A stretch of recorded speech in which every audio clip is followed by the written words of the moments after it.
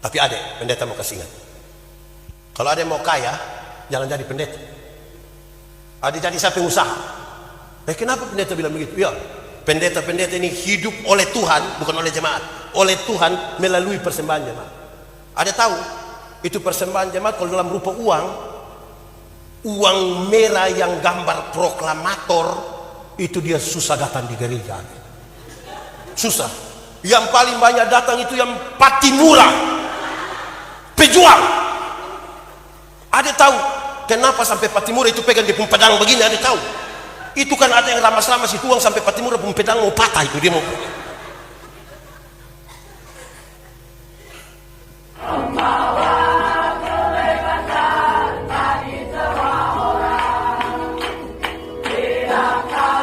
Injil Lukas pasal 10 ayat 25 sampai 37, sejemput jemaat Tuhan berdiri.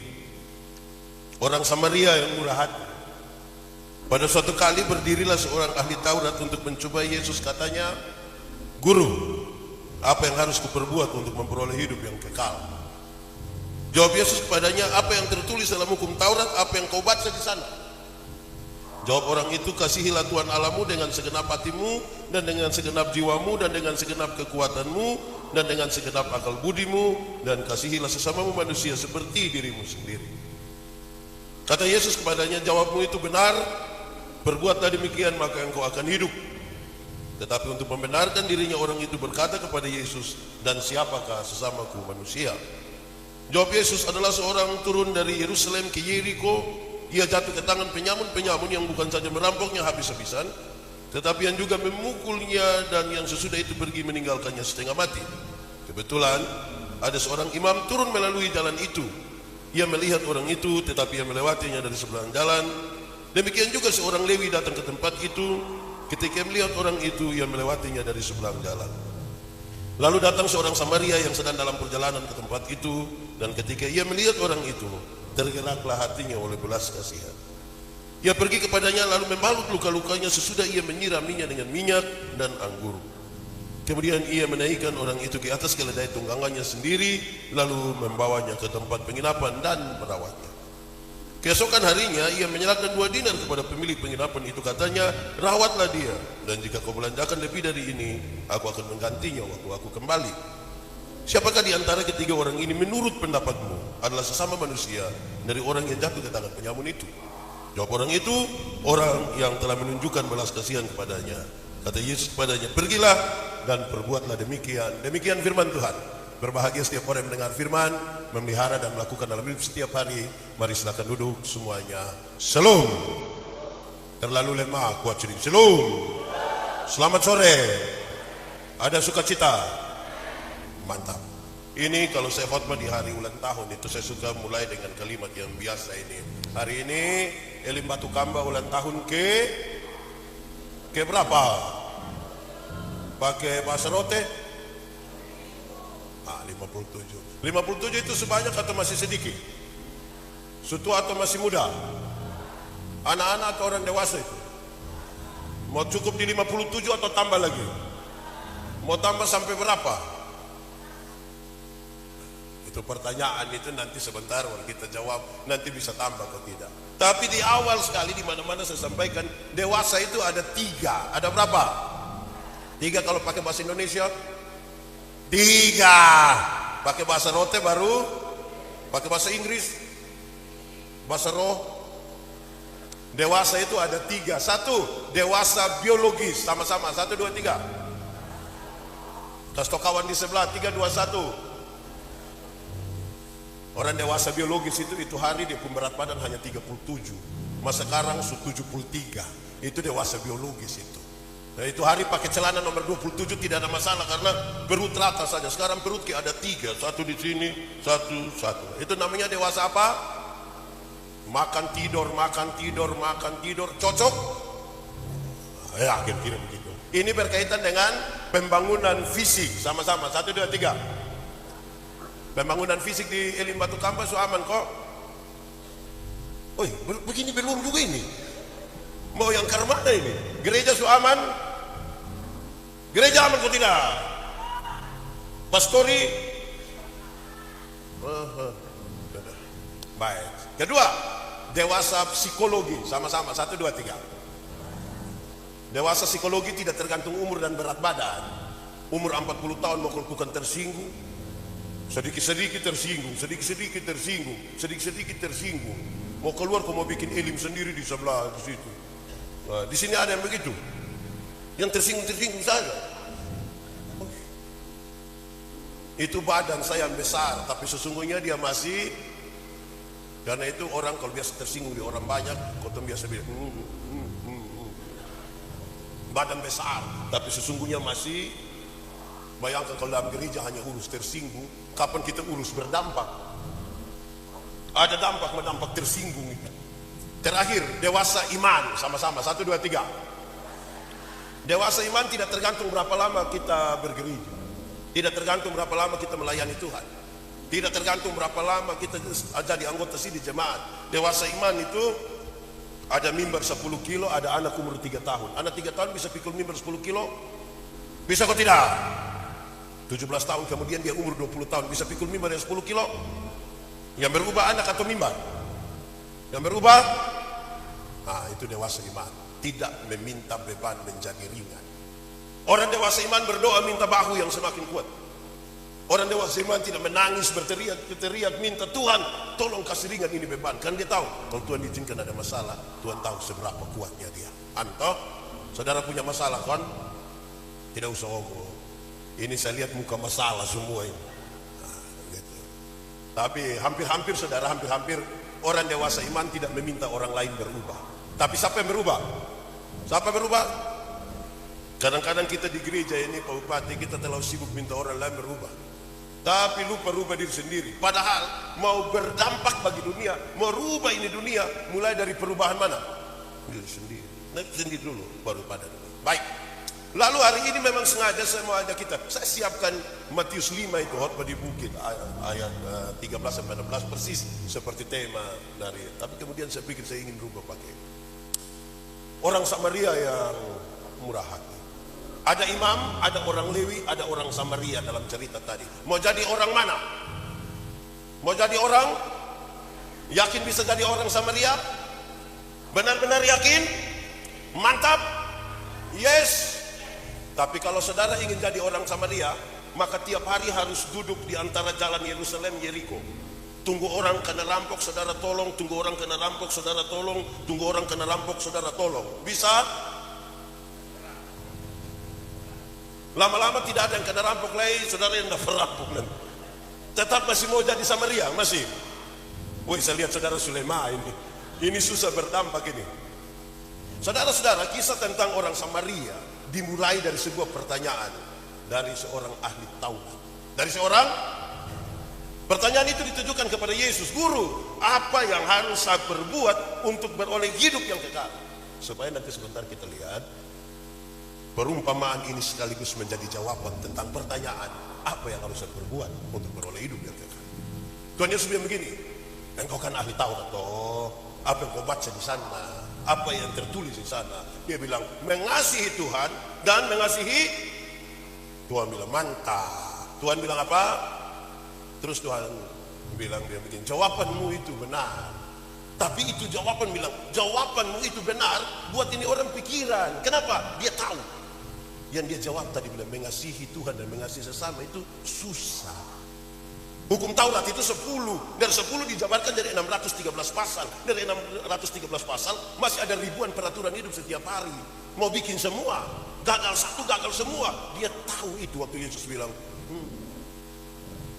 Lantas untuk membenarkan dirinya, dia bilang begini. Dan siapakah sesamaku manusia? Ditanya Tuhan Yesus. Siapakah sesama manusia? Tuhan Yesus bilang begini. Adalah seorang turun dari Yerusalem ke Yeriko. Ada yang pernah pergi Yerusalem, Yeriko? Lihat kopi. Yerusalem Yeriko itu dia berjarak kira-kira 30 km.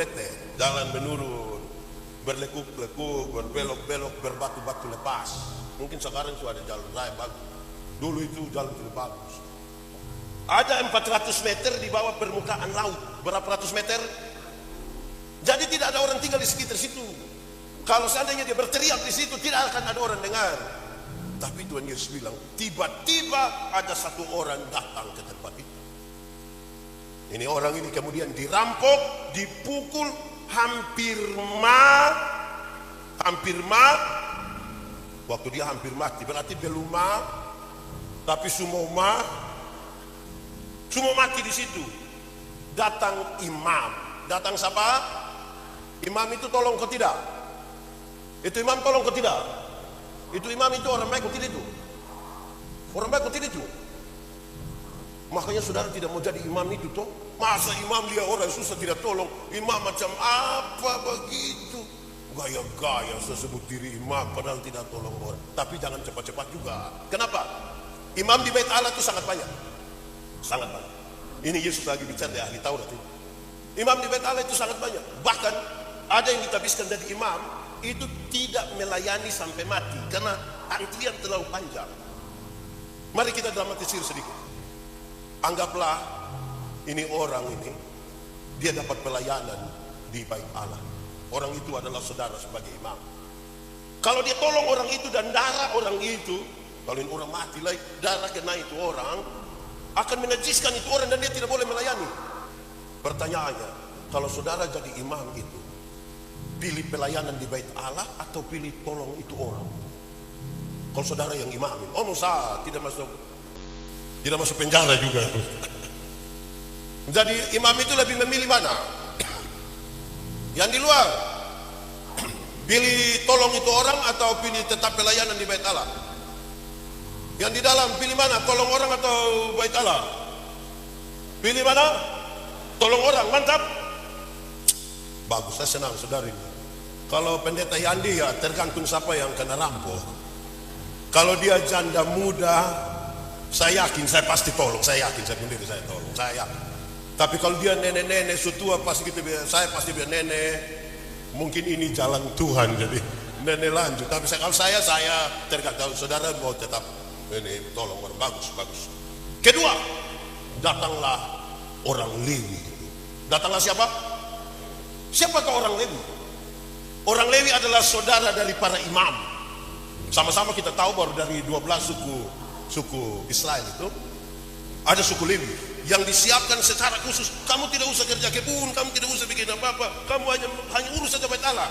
Ritual orang-orang Israel itu sangat banyak, jadi lebih baik siap itu barang. Kamu tidak usah kerja, kamu urus Bait Allah. Ini saudara para imam kerja di Bait Allah. Itu orang tolong kau tidak? Tolong kau tidak? Orang baik kau tidak ini? Kerja di Bait Allah, imam pun saudara lain, pendeta pun saudara semua itu. Baru terkujud tidak tolong orang, mau berdampak ke mana bagi dunia ini. Gitu Kalau saudara urus gereja atau tolong. Pilih mana? Tolong, saya lihat ini mau jadi Samaria ini mulai lemah. Tolong atau urus saja? Tolong, yakin, mantap. Kalau pendeta Yandi ya masih tergantung siapa yang celaka, yang dipukul. Ketiga, datanglah orang Samaria. Datanglah orang Samaria ini, tolong kau tidak? Ini orang baik kau tidak? Makanya saudara mau jadi orang baik begini tuh, yang suka-suka tolong orang ini tuh, baik, mantap. Tapi siapakah orang Samaria itu? Orang Samaria itu sesungguhnya mereka sama-sama dengan orang-orang Yahudi itu, mereka adalah keturunan Yakub. Mereka keturunan Yakub, 12 suku. Tapi sayang, mereka itu bertengkar. Bukan saja bertengkar, berperang. Padahal saudara-saudara kandung ini, di Rote ada yang begitu. Yang saudara kandung tapi bertengkar bakal itu ada. Ada juga. Biasa soal apa? Tanah. Mungkin ini keturunan Samaria mungkin itu. Dong bertengkar soal apa Pak Pendeta? Dong bakal lain hanya soal politik. Soal apa? Yang pemilihan RT su habis madong masih berpukul sampai nari. Hanya soal apa? Politik. Setelah Raja Salomo mati, dong bertengkar. Siapa yang akan mengganti ini jabatan? Apakah anak kandung saja atau anak tiri juga boleh? Ini yang domba kelahi. Domba kelahi berapa lama? Waktu Tuhan Yesus kasih tahu di perumpamaan, domba rubah kelahi 700 tahun. Berapa lama? cepat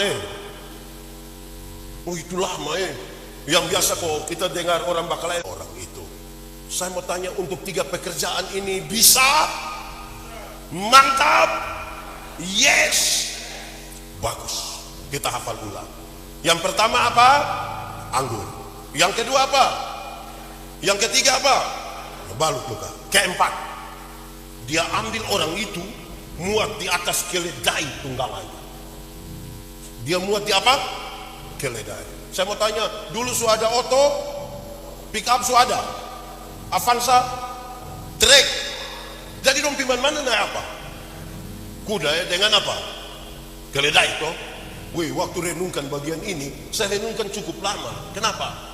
Di Kupang itu kalau saya bawa mobil, saya bawa Otto itu, kalau ketemu orang celaka, orang kena pukul, untuk tolong saya tolong. Tapi biasa itu pertolongan itu jadi masalah ketika orang masyarakat yang ikut tolong itu, dia mulai lihat saya agak lama, saya mulai pikiran. Karena sedikit dia bilang, Pak, bisa bawa ke rumah sakit pakai Pak Otto. Oh itu saya rasa saya mau tanya, jemaat, kalau saudara jalan bawa Otto ketemu orang susah di jalan, bisa muat di saudara Otto? Yang Samaria dong, bisa? Bisa? Mantap? Wih.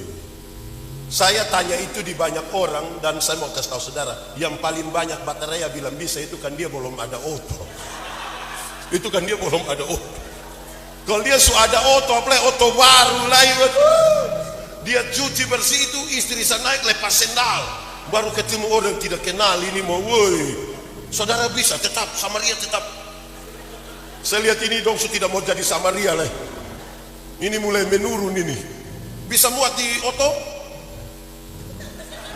Bisa?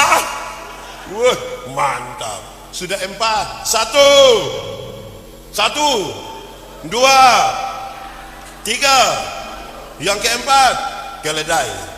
Yang kelima, dia bawa orang itu ke rumah penginapan. Jadi celaka di sini, dia tolong diangkat bawa pi apa Ricky Hotel kok apa itu? Hotel Ricky itu. Bisa?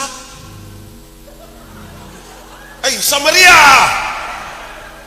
Bisa Samaria, bisa. Bisa. Wih, ini saya lihat, wih ini mau Samaria terus ini juga repot ini. Bisa? Wih bisa rote Pumbai ini memang.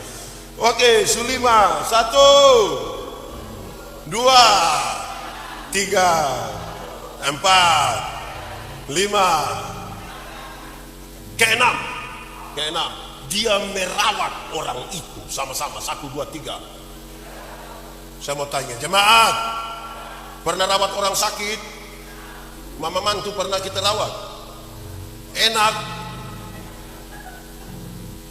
Wih, rawat orang ini so gampang Wih, pasti pagi-pagi dia masak air, masak bubur, baru dia pergi kamar hotel bilang, yo, masih hidup kok. Ini rawat orang ini. Bisa? Samaria. Yang Samaria dong bisa. Tetap. Wah, mantap. Sudah 6. 1, 2, 3, 4, 5. Enam, 7. Dia angkat uang 2 dinar, dia kasih pada pemilik penginapan.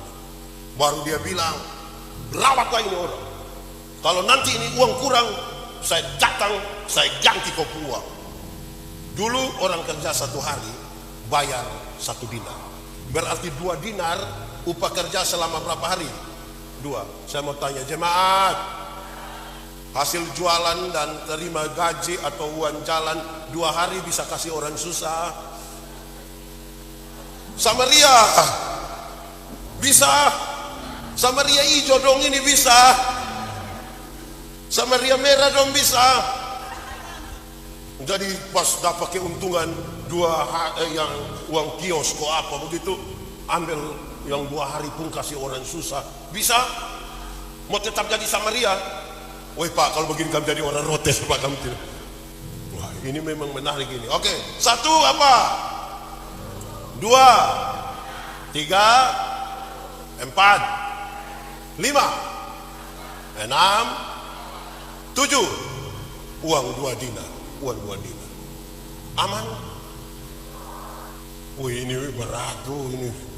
Wih, memang repot. Oke, lalu setelah penjelasan itu, Tuhan Yesus tanya ini ahli Taurat. Kawan, menurutmu siapa sesama manusia dari orang yang dirampok itu? Kan jawaban itu gampang toh. Jawaban gampang atau tidak? Gampang saja. Kan tinggal bilang orang yang memberi pertolongan. Jawaban gampang. Tapi sudah tahu, pertanyaan itu mengalami apa ya? Itu pertanyaan yang paling berat sesungguhnya, bukan soal jawabannya. Tapi itu pertanyaan yang mengukur dua hal. Satu, dia mengukur tentang pengetahuan kita tentang Tuhan, kedekatan kita tentang Tuhan. Belum tentu itu kemudian bisa membuat kita dekat dan melaksanakan apa yang Tuhan. Belum tentu. Tapi yang kedua, pertanyaan itu menjungkir balikan cara berpikir ini orang ahli Taurat. Dia pikir dia bisa masuk surga tanpa Tuhan Yesus. Tanpa bantuan orang Samaria dia bisa masuk. Itu dia pikir. Pertanyaan itu gampang, jawabannya gampang, tapi isinya berat. Waktu dia jawab yang begini, orang yang telah memberi pertolongan, Tuhan Yesus bilang, pikir. Kamu sudah lihat dari dia tuh, pikir. Sekarang saya pikir begini, saudara, kalau saudara mau berdampak harus mulai dulu dari sesuatu yang sangat mendasar. Tapi sebentar baru saya bicara itu, saya mau ukur dulu perjalanan kita dengan Tuhan. Saya suka pakai contoh begini. Jemaat, saudara pernah pilau? Bidang siapa?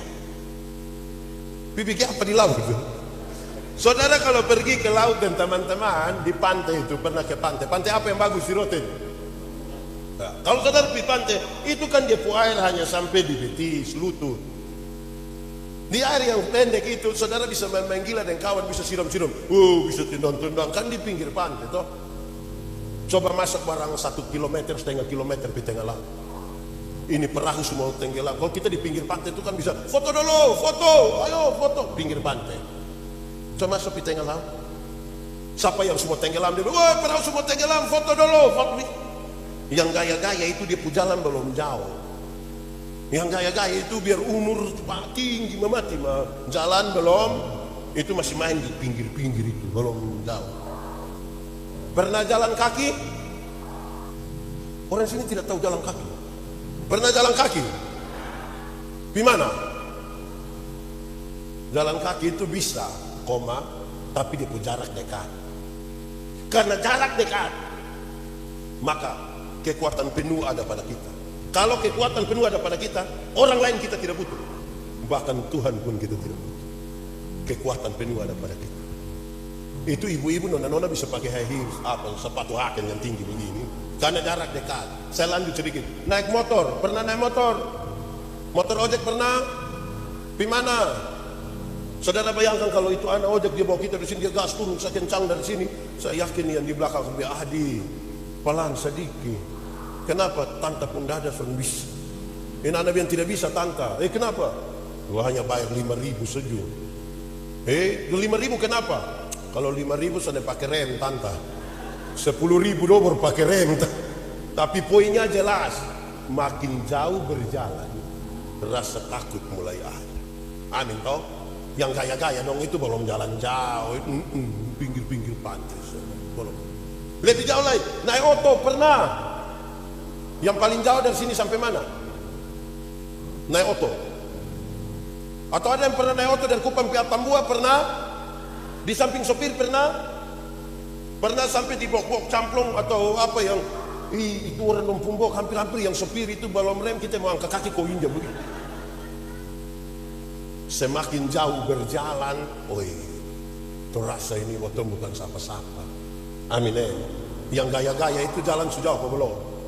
Masih main-main di pinggir-pinggir pantai begini, belum jauh. Lebih jauh lagi, naik kapal laut.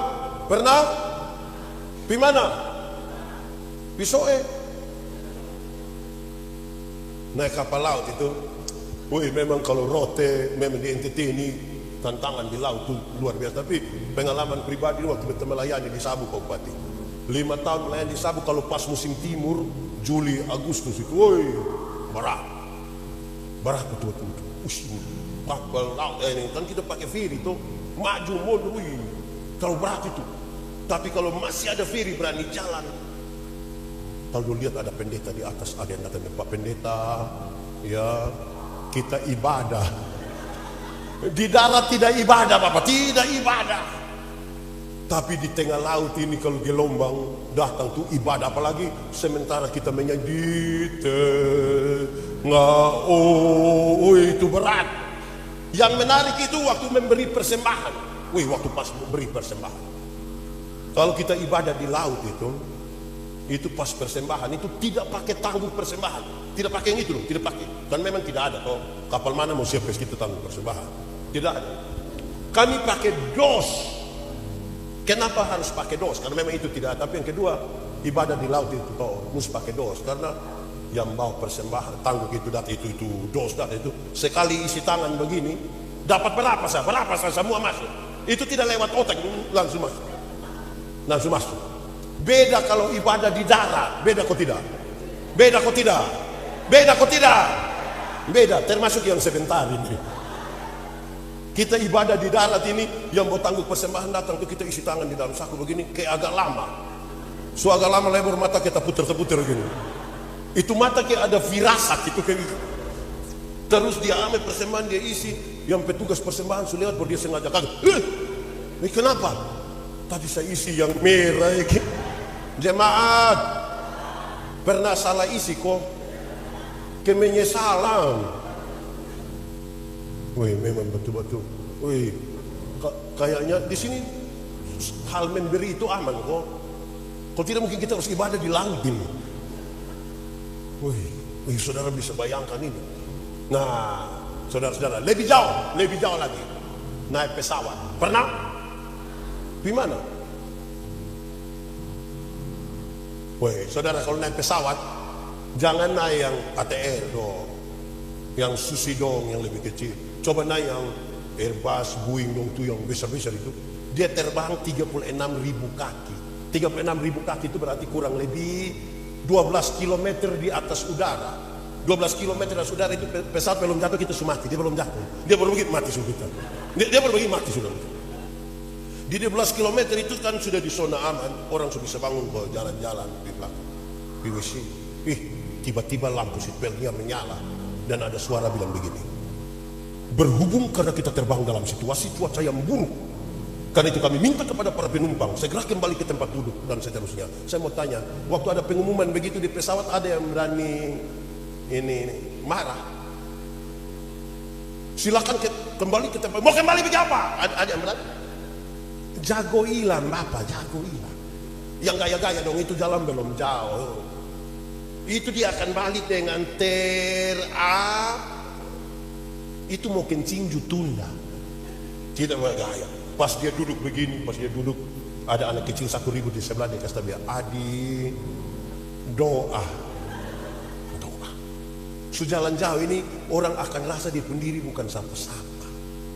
Gereja ini semakin jalan jauh Ibu Pendeta harus rasa kita bukan siapa-siapa. Walaupun saudara sudah bangun gereja begini mau tabisin gereja kosan usah.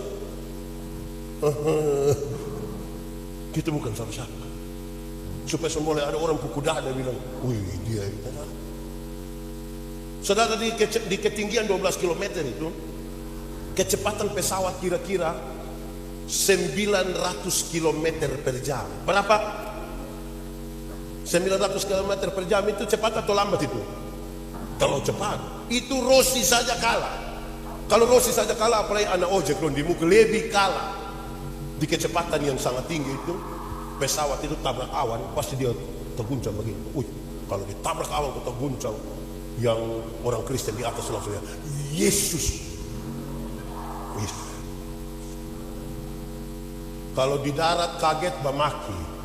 Saya belum pernah dengar orang maki di pesawat. Di sini ada yang tukang maki. Ada. Dia majelis. Kumpul kasih dia uang, beli tiket, suruh dia berangkat. Pas hujan angin itu. Saya yakin pulang langsung satu persekutuan doa di rumah. Makin jauh berjalan itu kita rasa kita bukan siapa-siapa. Amin. Dan saudara lihat, makin jauh perjalanan dengan Tuhan Yesus, mari kita merasa ternyata kita ini bukan siapa-siapa. Apa yang ada pada kita ini bukan apa. Amin kok. Sekarang saya ingin melanjutkan bagian-bagian ini berkaitan dengan dampak. Lalu apa yang Tuhan Yesus lakukan? Dan kemudian itu memberi dampak pada dunia. Ini panitia ambil tema di Matius pasal 5. Konteks dari Matius pasal 5 itu Tuhan Yesus khotbah di bukit. Siapa pendengarnya? Pendengar dari khotbah Yesus di bukit itu adalah orang-orang, ribuan orang yang putus harapan. Orang-orang sakit-sakitan, orang-orang miskin, orang-orang yang tidak mampu. Beberapa orang sudah pasrah pada keadaan. Tapi Yesus mau kasih saudara, kamu tidak boleh mati dalam kepasrahan terhadap keadaan. Pasrah pada Tuhan boleh, pasrah pada keadaan tidak boleh. Sekali lagi, pasrah pada Tuhan boleh, pasrah pada keadaan tidak boleh. Kamu adalah garam. Kamu adalah, tahu garam? Pernah lihat garam? Di mana? Saudara tahu fungsi garam? Fungsi garam itu 3. Berapa? 1, mengawetkan. Sama-sama, 1, 2, 3. Mengawetkan. Mengawetkan itu apa, Pak? Bikin dia tahan lama. Persaudaraan awet, kasih awet. Ikan itu awet toh, karena dan kita kalau musim ikan kok banyak kan lebih baik kas keluar di apa dong, kok gosok garam toh supaya dia awet. Betul kok tidak? Jangan pelihara yang tidak baik, itu yang bikin awet, yang tidak baik. Jangan begitu. Garam itu bikin awet. Yang kedua, garam itu menetralkan. Garam itu bikin netral. Bukan bikin kelompok satu di sini, kelompok satu di sini. Baru dia pun mulut itu ke pisau silet, kok potong di sini, potong di sini, bukan garam, pisau. Di sini ada yang begitu, yang adu-adu orang sembarang. Pemalas adu ayam, dia adu orang lain. Dia menetralkan. Ada masalah bukan bikin tambah masalah, dia netral, tidak perlu memihak kemana-mana. Bisa kok. Ketiga, garam itu memberi rasa. Garam itu rasa apa? Rasa. Pertanyaannya, waktu Yesus berbicara tentang kalau garam itu asin, garam itu tawar, dia akan dibuang. Pertanyaannya, kan ini orang laut yang lebih tahu. Saya mau tanya, pernahkah garam menjadi tawar? Pernahkah garam menjadi tawar? Oh, ini hanya lihat-lihat saja begini. Pernahkah garam menjadi tawar? Garam tidak pernah jadi tawar. Kecuali kalau orang taruh air lebih banyak, dia kurasa sudah ada.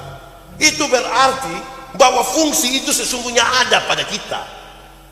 Tapi siapa yang mau pakai fungsi itu? Siapa yang mau melaksanakan itu? Itu tentang garam. Yang kedua apa? Terang. Sama-sama, 1, 2, 3. Terang. Tahu terang? Ada satu kalimat ini bagus, dia bilang begini, jangan mengutuki kegelapan, tapi segera nyalakan pelita. Sama-sama, 1, 2, 3. Tapi ada gelap di sini, bukan tiap hari gelap. Lihat pelita, tioek itu.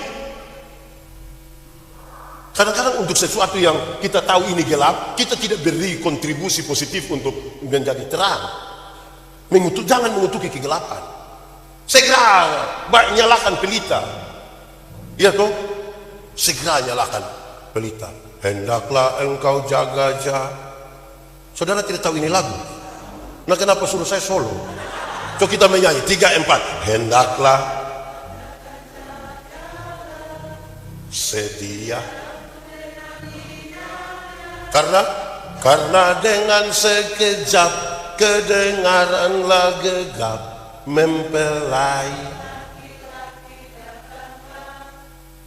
Di sini pelita dong suaman. Pakai minyak apa ini? Pertadex. Nah, jemaat. Terang itu punya 3 makna. Berapa makna? 1. Terang itu menunjuk jalan yang benar. Sama-sama, 1, 2, 3. Menunjuk.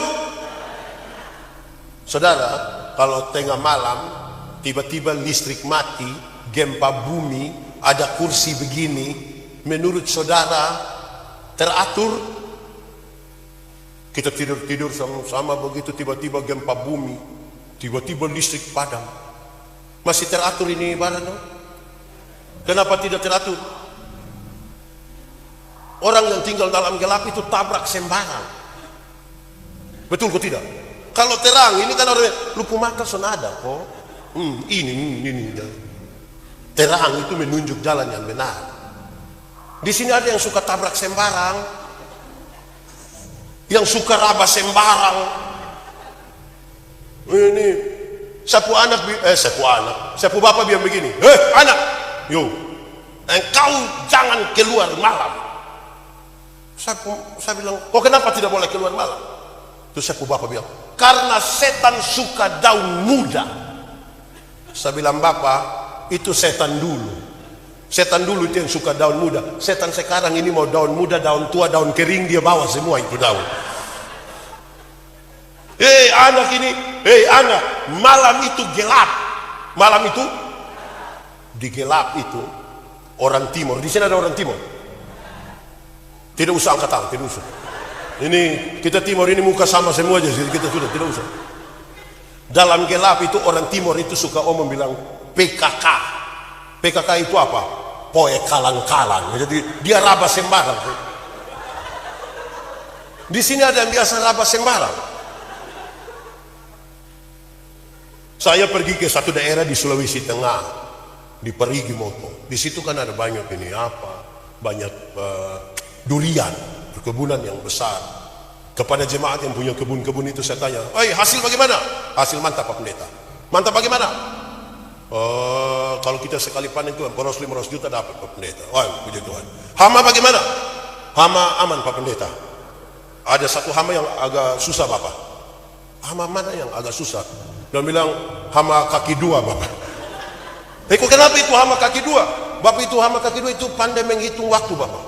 Dia hitung ke mana? Pas kita keluar itu yang dia masuk Bapak. Di rota sini ada hama kaki dua juga.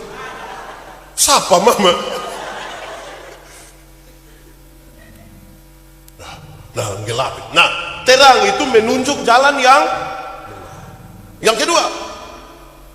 Terang itu sebagai penuntun. Sama-sama, 1, 2, 3. Terang itu sebagai, saudara kalau terbang dari Surabaya tengah malam itu, mau sampai Kupang biasa jam 8 malam ke atas, itu saudara akan lihat di landasan itu ada lampu biru kiri kanan. Dia mau kasih itu pilot, pilot turun di sini, jangan turun di situ. Sebab berani kau turun di situ, kita semua keluar di Metro TV. Ya, dia menuntun, terang itu menuntun. Amin toh. Nah, kalau orang yang tidak suka dituntun, kita tegur dia tidak mau, itu sebenarnya orang gelap itu. Betul kok tidak? Kita mau kasih dia kau turun di sini ini. Semua dia tahu habis. Di Elim sini ada. Yang semua dia tahu kok kita omong juga. Oke. Ketiga, terang itu sebagai peringatan. Sama-sama. 1, 2, 3. Peringatan. Ini NTT. Tahu NTT? Yang mana? NTT ini kan provinsi kepulauan. Walaupun dia provinsi kepulauan, tapi tidak semua pulau itu berpenghuni. Tidak semua pulau ada manusia. Tetapi saudara tahu, di pulau-pulau kosong, di batu-batu di tengah laut, dan taruh ame satu barang yang ke barang putih di bandara di pelabuhan. Itu lampunya. Apa itu dia nama? Dia nama apa? Mercusuar. Dia mau kasih tahu itu orang yang bawa kapal. Di sini ada batu. Sekalipun itu orang-orang yang naik itu kapal tidak kenal itu siapa yang pikas menyala di sana, tapi dia kasih ingat nanti kampitana, nanti kapal. Saya suka sekali itu lagu Kidung Jemaat atau PKJ. Mercusuar kasih Bapa. Saudara tidak tahu lagu? Sudah, kita lihat sah. Kita hafal di Veronica sah. Yang mercusuar kita tidak usah hafal, kita hafal di memang Oma nama siapa? Oma siapa? Oma Welmince kenal Veronica kok. Oh iya. Baik om. Terang itu memberi peringatan toh. Dia begini supaya dia mau tempi tabrak. Sekalipun tidak dikenal. Saya coba bicara dengan orang-orang navigasi, Pak. Saya tanya di Pulau Batik itu, siapa di sana? Dia bilang, Bapak itu pegawai, Pak. Dia biasa naik di situ berapa lama? Bapak itu bisa 3 bulan, bisa 6 bulan. Sebab itu orang tidak ada masalah dari istri di rumah kok. Bayangkan dia harus pergi 3 sampai 6 bulan. Siapa yang kenal dia setiap kali ada ferry alor lewat situ? Siapa yang kenal manusia di situ? Tapi harus menjalankan tugas supaya ingat di sini ada batu di tengah laut. Nanti sebenarnya kita bicara di maksud-maksud semua, tapi kira-kira begitu maksud dari itu tema. Kalau mau jadi dampak, sekalipun kita tidak dikenal oleh siapa. Nah, lalu karena Yesus itu yang kasih tahu ini barang, dan kita semakin jauh berjalan, kita sadar bahwa kita bukan siapa-siapa. Berarti kita butuh siapa? Butuh Tuhan Yesus. Pertama, mari kita lihat apa yang Tuhan Yesus buat supaya dia memberi dampak bagi dunia.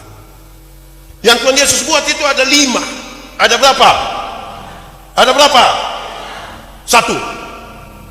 Dia bentuk kelompok. Dia bentuk kelompok itu 12 orang. Berapa orang? Bukan karena Tuhan Yesus tidak bisa kerja sendiri. Kalau dia sendiri kerja kesana. Tapi kan dia tahu manusia tidak bisa sendiri. Ya sudahlah, dia bentuk kelompok untuk manusia. Itu kelompok itu Bapak dong, Mama dong dengar. Itu kelompok itu ada anak muda sama ke Yohanes. Di sana ada nama Yohanes.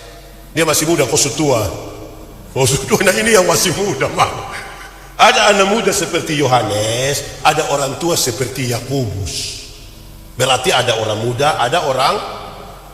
Di itu kelompok yang hanya 12 itu ada pejabat seperti Lewi. Lewi itu kepala pemungut cukai. Dan ada nelayan-nelayan kecil di Galilea seperti Yakobus, Yohanes, Petrus, Andreas. Ada pejabat, ada masyarakat biasa. Yang menarik, di kelompok yang hanya 12 itu, Tuhan Yesus pilih ada yang bekerja untuk kepentingan Roma, kekaisaran Romawi. Ini pemerintah Romawi itu orang ini taksir pendapatan di satu wilayah, terus dong lelang jabatan. Siapa yang mau pilih pajak dari situ, nanti boleh makan dari itu pajak. Selebihnya kirim ke Roma. Lewi, ya. Tapi ada anggota partai politik namanya Simon orang Selot. Oh ini orang partai politik, dia tidak suka memang sebut Romawi itu, dia tidak suka memang. Dia mau bikin perang revolusi besar-besar supaya, kan bayangkan ya, satu bekerja untuk Roma, satu tidak suka Roma. Tuhan Yesus bisa kumpulin 12 orang. 12 orang itu banyak kok sedikit? Banyak kok sedikit? Lebih banyak orang di Elim Batu Kamba atau lebih banyak murid Yesus? Lebih banyak Batu Kamba. Saudara lihat, yang 12 sudah beda-beda. Apalagi yang 70 kakak kali 4 orang berarti 200, sekitar 280 jemaat yang dompung kemauan. Ini mau pasang keramik, kita bertengkar. Putih di sini atau yang ini saya bertengkar. Ini saya bertengkar. Betul kok tidak? Ini mau warna apa seperti ini? Ini jendela mau buka begini atau ini 12 beda-beda. Ini baju seragam dong, ini. Saudara lihat, Yesus bentuk ini kelompok yang beda-beda ini supaya dong sebentar memberi dampak kepada ini dunia. Saudara tahu itu kalimat yang bilang, karena begitu besar kasih Allah karena begitu besar kasih Allah kepada dunia, dia memberikan gerejanya. Bukan karena Tuhan mengasihi gereja, dia kasih dunia. Kebalik, dia mengasihi ini dunia, maka dia memberi apa? Gereja. Supaya gereja menyatakan cinta itu dari Tuhan untuk merubah dunia. Amin. Yang pertama, dia bentuk apa? Kelompok. Saya mau tanya, di gereja ini kan ada kelompok, 2 kelompok paling tidak yang bisa kita segmentasi dia. Kelompok pertama namanya kelompok kategorial, sama-sama 1-2 kelompok. Kategorial itu kita segmentasi dia berdasarkan usia. Ada anak, remaja, taruna, pemuda, lansia, kaum bapak, kaum ibu. Itu namanya kelompok kategorial. Yang kedua namanya kelompok fungsional, sama-sama 1, 2, 3.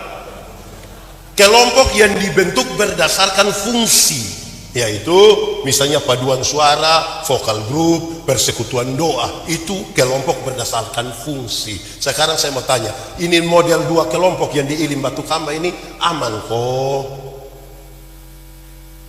Kan kita mau memberi dampak di tengah dunia ini. Ini kelompok yang kelompok ini ada aman kok? Majelis, ada kelompok majelis di sini berapa orang? 24. Yang 24 itu aman kok. Karena ada majelis ini yang dia datang di kita, dia bilang, Pak Pendeta, sebenarnya saya tidak mau, tapi jemaat don supili. Ini jemaat don satu, ini jemaat don ini. Pas pemilihan juga bilang, pilih dia. Kenapa? Dia yang ada oto. Supaya kalau ada kegiatan tinggal pinjam dia pun oto. Akhirnya oto datang gereja, dia pun Tuhan tidak datang. Lama-lama itu oto masuk surga, dia pun Tuhan son masuk.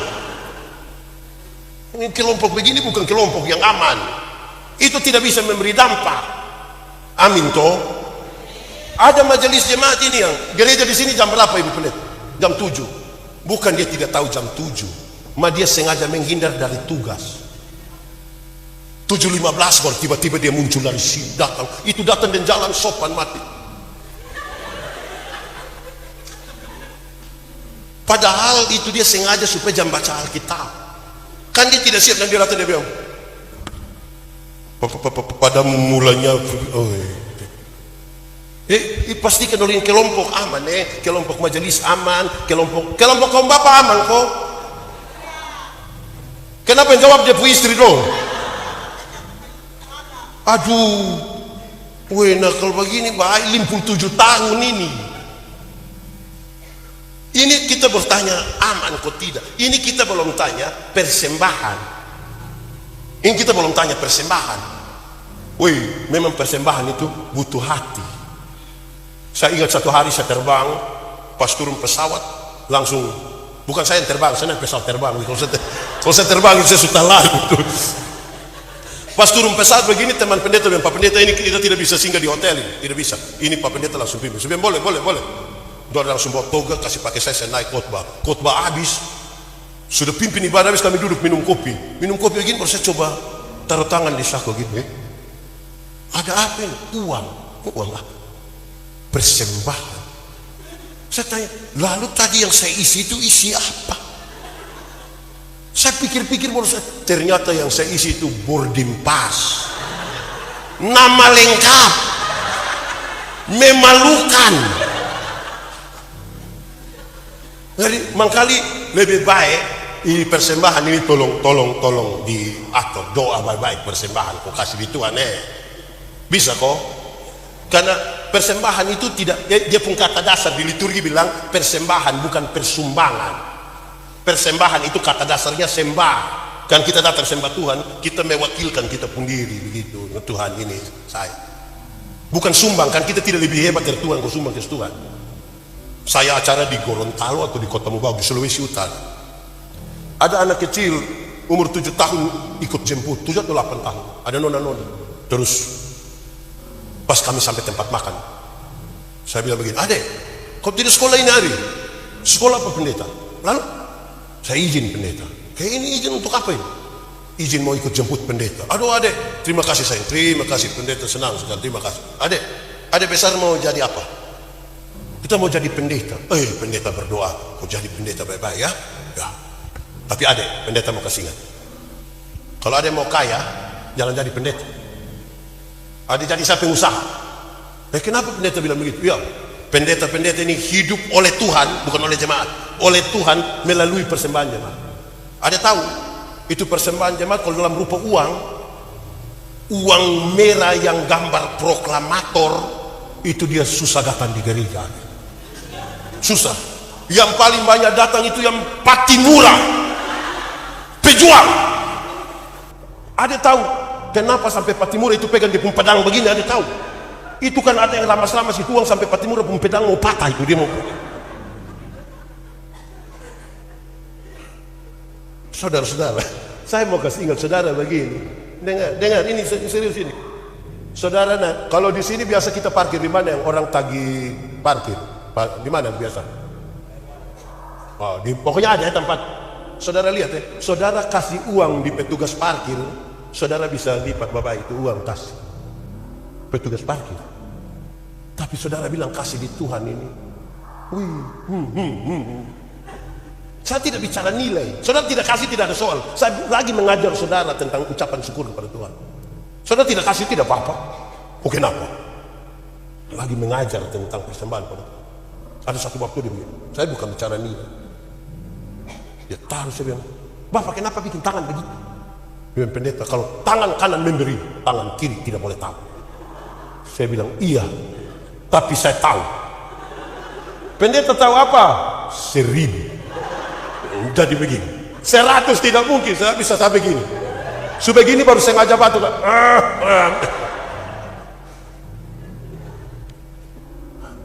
Saudara, saya keliling ini Indonesia. Nah, saya kadang-kadang heran juga. Ada orang yang dia merasa hidupnya tidak pernah diberkati oleh Tuhan. Saudara tahu bahwa kaya itu Tuhan yang memberikan. Usaha tidak dapat memberi apa. Kita yang tanam, kita yang siram. Tuhan berikan pertumbuhan. Coba saudara tanam padi, siram padi, tidak ya. Kalau Tuhan tidak kasih berikan itu pertumbuhan. Jadi orang yang tidak pernah mengakui bahwa berkat-berkat itu dia dapat dari Tuhan, itu orang tidak akan pernah merasa diberkati. Tidak pernah. Ada itu yang sampai ikut ibadah itu, ini persembahan dia hanya begini. Saya bilang ini kalau ibadah 10 kali dia pulang dia jalan hanya begini. Kita tidak pernah diberkati. Itu. Persembahan, saya punya anak-anak itu saya ajar doa. Kami doakan tempat untuk mengambil uang persembahan, taruh di situ. Anak-anak mau ke sekolah minggu, mereka belajar dari kami. Saya ajar doa. Persembahan bukan uang. Persembahan itu diri. Kalau kamu datang ambil itu uang bawa persembahan, datang berdiri doakan baik-baik atau ambil dulu berdoakan siap baik-baik bawa ke gereja, bawa ke sekolah minggu. Kan itu sikap kita terhadap berkat-berkat yang Tuhan berikan. Amin toh? Saya bawa materi tentang 1/10. Saya tanya, 10% siapa punya? 90% siapa punya?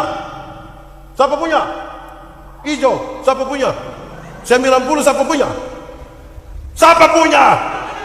Siapa yang bilang kita punya? Alkitab bilang semuanya Tuhan punya. Kami berikan dari tangan Tuhan sendiri. Kalau semuanya Tuhan punya, saya tanya, 10% kita kasih Tuhan boleh atau tidak? 20? 50? 70? Kalau semuanya kita kasih Tuhan?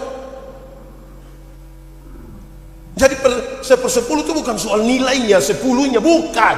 Sikap. Yang menarik, dia bilang begini, Bapak pegang yang 90%. Karena ini Bapak tua pun semua, maka Bapak mau beli apa-apa, Mama mau beli apa-apa, nah tanya yang pemilik pun.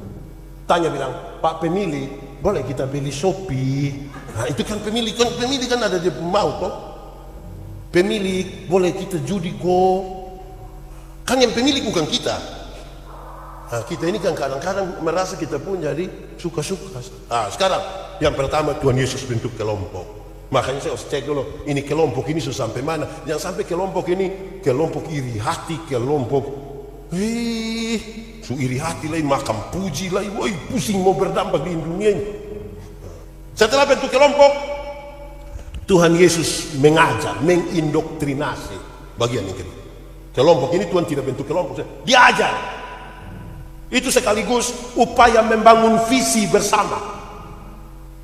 Kamu 12, tujuan kita ini harus kita satu tujuan.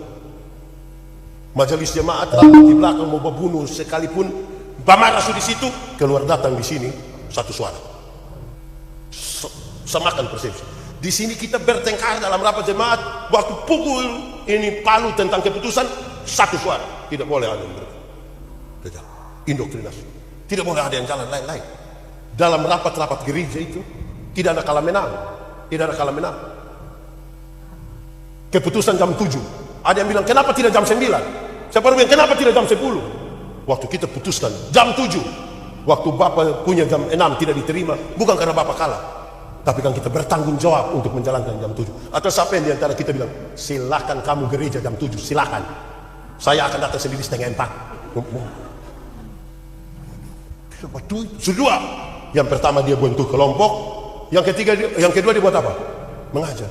Oh iya, Pak Bupati, ada satu hal yang paling susah di jemaat ini adalah mengajar, bagian mengajar. Banyak guru sekolah minggu ini tidak persiapan mengajar ini. Banyak penatua diaken tidak persiapan pi khotbah di ibadah rumah tangga.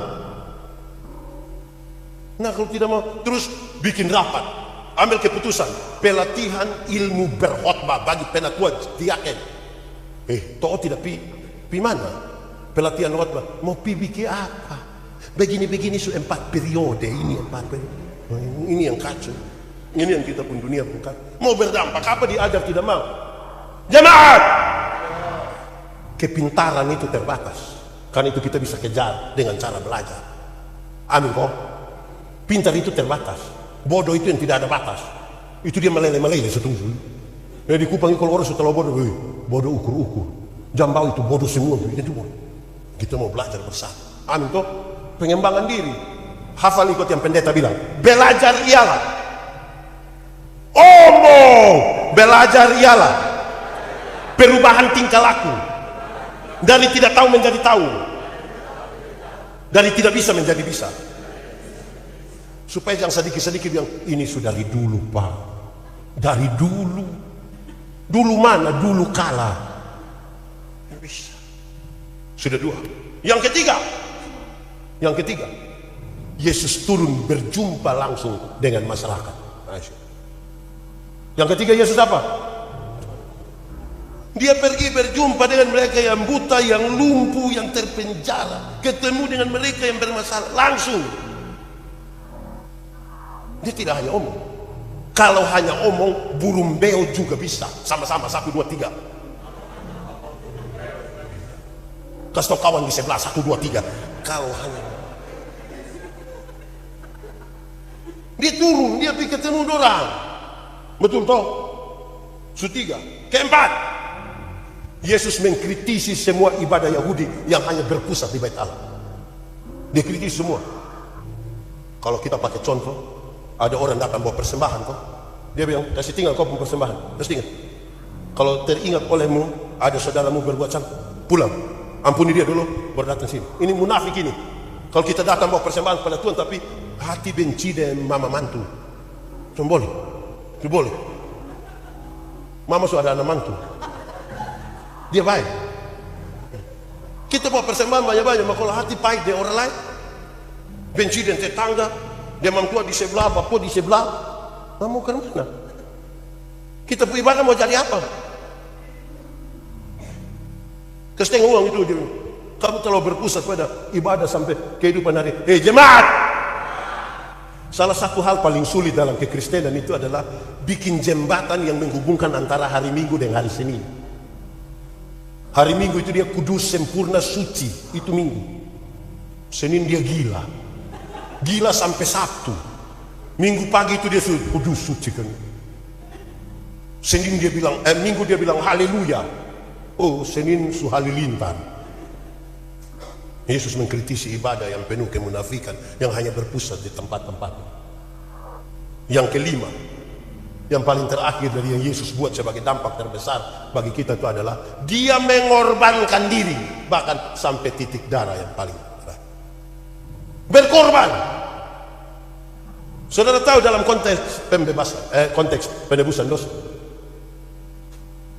kalau Yesus menebus kita, Ibu, Yesus menebus kita itu tidak cocok dengan kata tolong, tidak cocok dengan kata tolong, tidak cocok. Kata yang paling pasti itu adalah pembebasan. Dia membebaskan kita. Hukuman dosa itu ada, dia bebaskan. Bebas itu kan pernah rasa bebas atau tidak? Terlepas toh? Terlepas. Tuhan mengasihi dunia ini dan pembebasan bagi dunia. Saya kira saya pernah bicara ini. Kalau dia bodoh, dia harus dibebaskan dari kebodohan. Kalau dia miskin, dia harus dibebaskan dari kemiskinan. Kalau dia sakit, dia harus dibebaskan dari sakit, penderitaan. Harus ditolong. Pembebasan itu tolong saja cukup. Pendampingan total itu. Bahkan Yesus sampai beri sampai titik darah yang terakhir. Kita bukan Tuhan Yesus, ma. Ya dia bilang, pergi kok buat saudara. Amin toh? Amin kok? Ini pengikut Yesus semua. Pengikut Yesus satu saat kita ini paling suka itu ayat bilang, akulah jalan, kebenaran dan hidup. Barang siapa tidak bisa datang kepada Bapa kalau tidak. Banyak orang suka pakai itu ayat ke bakal kiri kanan. Saya kasih saudara, itu ayat itu punya makna yang serius. Ayat yang ke-12 bilang begini, barang siapa percaya kepadaku melakukan pekerjaan yang aku lakukan. Berarti kalau kita percaya Yesus, kita ini kan orang sudah ditebus toh, percaya Yesus, maka yang Tuhan Yesus bikin apa, itu yang kita bikin. Amin. Sekarang saya pakai satu contoh misalnya. Satu saat Tuhan Yesus urus orang yang berzina, yang kena tangkap, supaya nanti kalau ada orang berzina urus pakai Tuhan Yesus bicara. Bisa kok? Atau di sini tidak ada.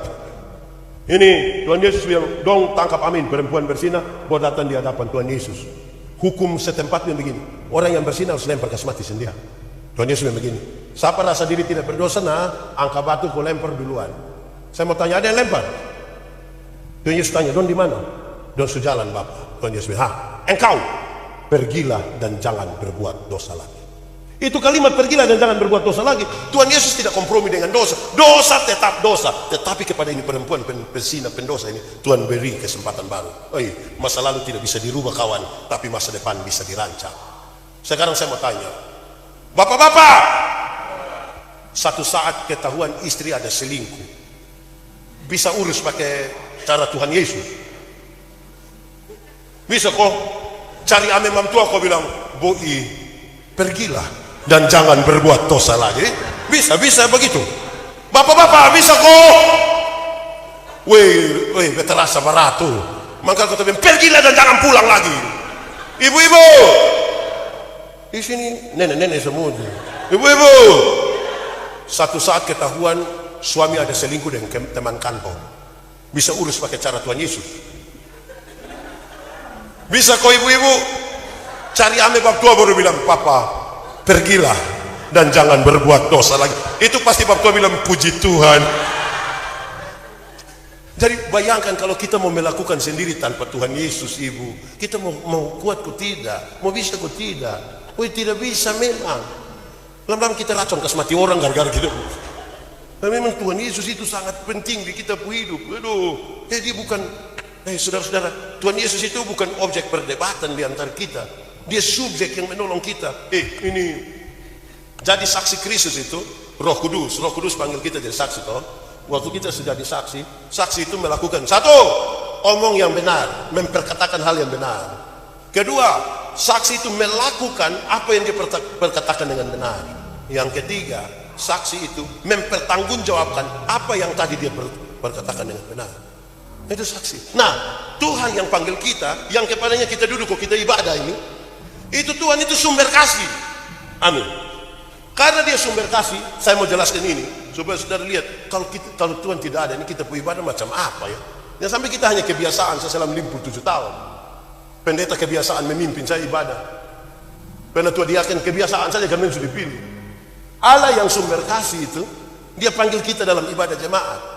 Bagaimana dia yang sumber kasih? Sementara menerima ibadah dari orang-orang yang hati penuh amarah, kebencian, kepahitan, hati yang meluap-luap mau balas dendam. Lantas Tuhan suruh omong-omong saja dia bertanya, kain lu sini. Tanah yang lu usahakan, kalau lu bunuh lu padi toh, kain lihat ini tanah yang lu usahakan tidak akan kasih hasil yang baik.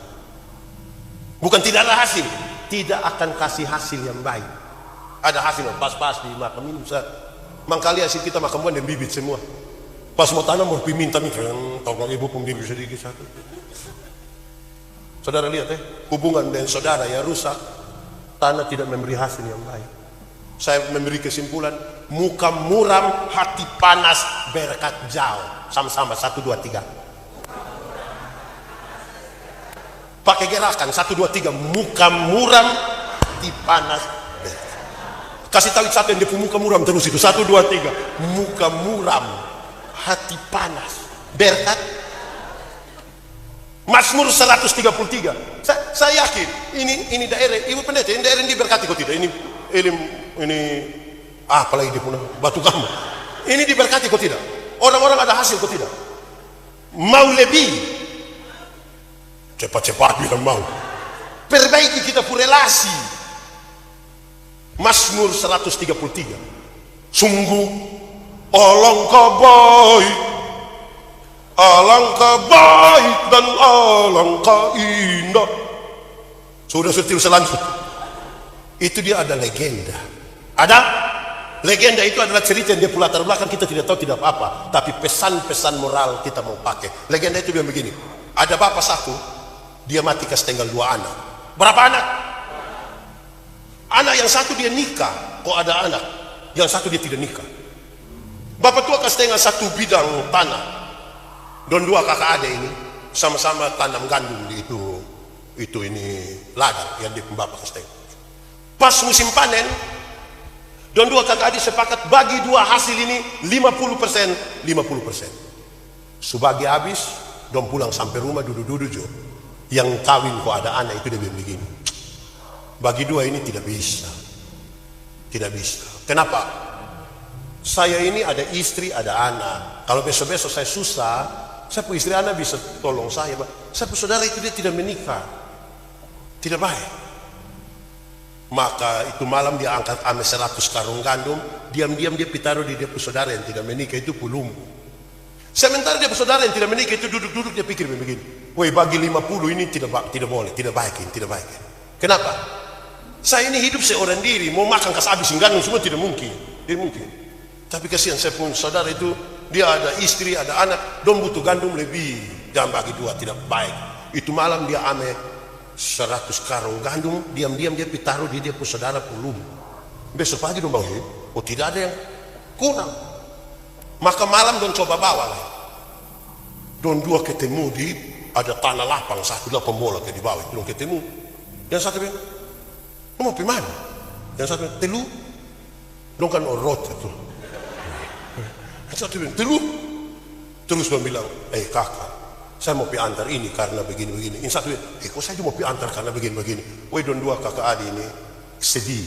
Don 2 berpelukan sudah di lapangan situ. Sedih dong, menangis, aduh kasihan. Ini kalau bapak lihat Tuhan Allah di surga bilang kepada malaikat-malaikat, hei malaikat kamu lihat, sungguh alangkah baik, indah kalau orang bersaudara hidup rukun. Sebab kesanalah Tuhan perintahkan berkat.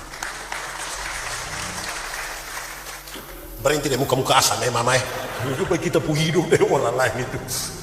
Amin toh.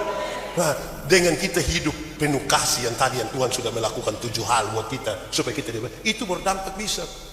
Saudara tidak bisa berdampak kalau saudara pun relasi di dalam komunitas yang kecil-kecil yang tadi saya sebutkan tidak bagus, tidak bisa. Kok ini paduan suara mah dong bertengkar hanya soal pakaian seragam. Bertengkar mau seragam atau bersisa cukup. Bertengkar sepakat seragam. Bertengkar lain polos atau motif. Bertengkar sudah polos dan motif. Bertengkar lagi motif melintang begini atau melintang begini. Akhirnya satu tersinggung kalau dia tidak mau ikut menyanyi nih. Jadi pastikan itu. Saudara lihat, dengar, tidak boleh uang di Elim Batu Kamba ini 100 juta dikasih, padahal ada 1 orang miskin di muka rumah situ. Tidak bisa. Ada orang susah 1 di samping gereja. Tidak boleh. Bagaimana urus? 1 orang ini kita berapa kakak ini? 70 kakak urus 1 orang yang mau sekolah ke sekolah dia sampai doktor kecil, bahasa Inggris kecil. Iya tuh 70 orang urus 1. Betul kok tidak? Yang penting dari konsep yang tadi yang saya bilang, pastikan kelompoknya ikut yang Tuhan Yesus buat itu kecil. Nama siapa? Siapa? Andres. Kenal Veronica kok? Dia pun bapak nama siapa? Om Strom. Dia pun mama? Kamu lah sebut-sebut sudah. Gitu Jadi sungguh alangkah baik indahnya kita semua hidup bersaudara dengan rukun. Karena itu kerukunan itu, damai itu Tuhan kerjakan dengan kita. Itu tidak ada yang tidak mungkin bagi manusia itu bagi Tuhan tidak ada yang tidak mungkin. Yang susah bagi manusia gampang bagi Tuhan. Tapi Tuhan mau pakai kita juga supaya kita turut bekerja di situ. Amin Oke, mari kita tunduk kepala semua di hadapan Tuhan. Kita mau berdoa. Tutup mata. Firman Tuhan berkata, kalau kamu dengar suaranya, jangan keraskan hatimu. Minta Roh Kudus lembutkan hati yang keras. Nikmati 1-2 menit dengan Tuhan malam hari.